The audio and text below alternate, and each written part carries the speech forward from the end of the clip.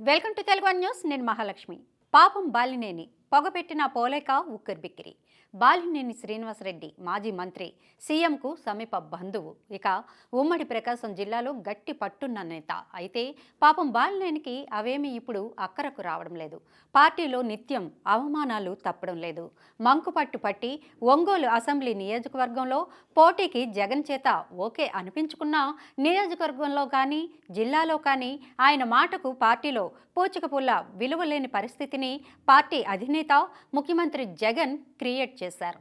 దాంతో మింగాను లేక కక్కను లేక అన్నట్లుగా తయారైంది బాలినేని పరిస్థితి. పార్టీ నుంచి రాజీనామా చేయడం చిటికలో పని అంటూ గంభీరంగా ప్రకటనలు గుప్పించినా అలా రాజీనామా చేసి బయటకు వెళ్లే ధైర్యం మాత్రం బాలినేని చేయడం లేదు.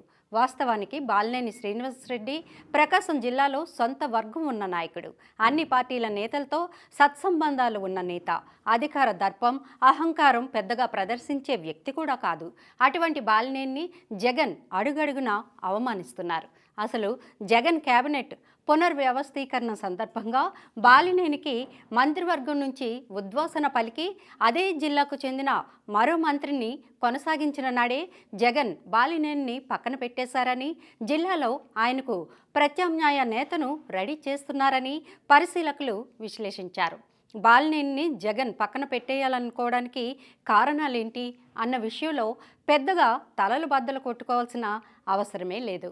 జగన్కు తన పార్టీ వారంతా సొంత ఆలోచన, మెదడు, అలాగే సొంత వర్గం, సొంత బలం వదులుకుని తన మాటే శాసనం అని అంగీకరించి మసులుకోవాలని కోరుకుంటారు. అందుకు భిన్నంగా సొంత వ్యక్తిత్వం ఉంటే భరించలేరు. వారిని దూరం పెట్టడానికి ఇసుమంతైనా ఆలస్యం చేయరు. సరే, సొంత జిల్లాలో తనకంటూ ఒక వర్గం ఉండి అందరినీ కలుపుకొని పోయే నేతగా బాలినేనికి గుర్తింపు ఉంది. జగన్కి కనుక ఇతర కారణాలేమైనా, ముఖ్య కారణం మాత్రం బాలినేనికి వ్యక్తిత్వం ఉన్న నేతగా జిల్లాలో ఉన్న గుర్తింపే అని పార్టీ శ్రేణులే అంటున్నాయి.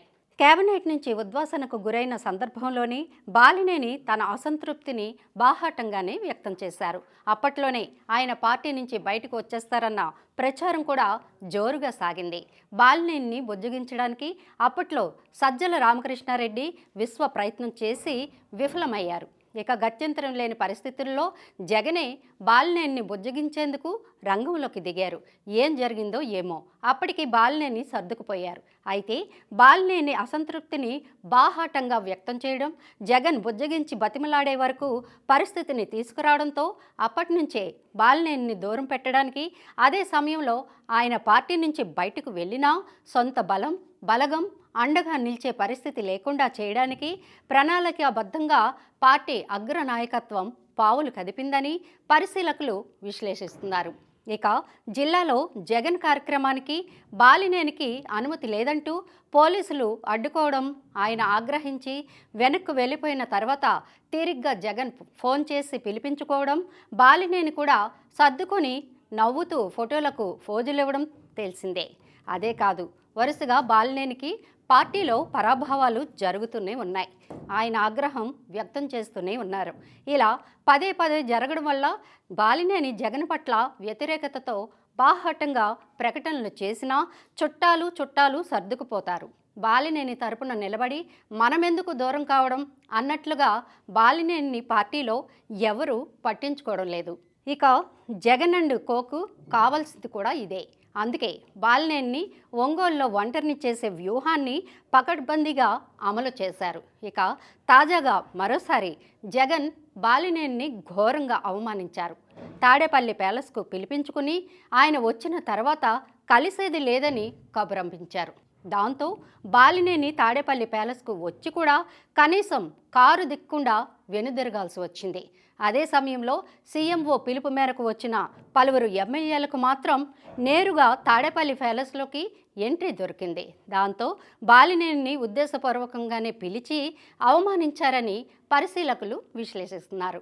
ఇలాంటి అవమానాలు, పరాభవాలు ఇటీవలి కాలంలో బాలినేనికి అలవాటుగా మారిపోయాయి. ఇక నిన్న మొన్నటి వరకు బాలినేనికి ఒంగోలు టికెట్ వస్తుందో రాదో కూడా అర్థం కాని పరిస్థితి.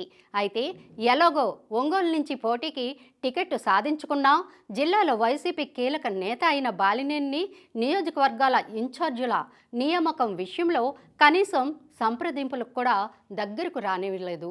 బాలినేని ఎంతగా పట్టుపట్టినప్పటికీ ఒంగోలు ఎంపీ టికెట్ను మాగుంటకు కేటాయించడానికి జగన్ ససేమిరా అన్నారు.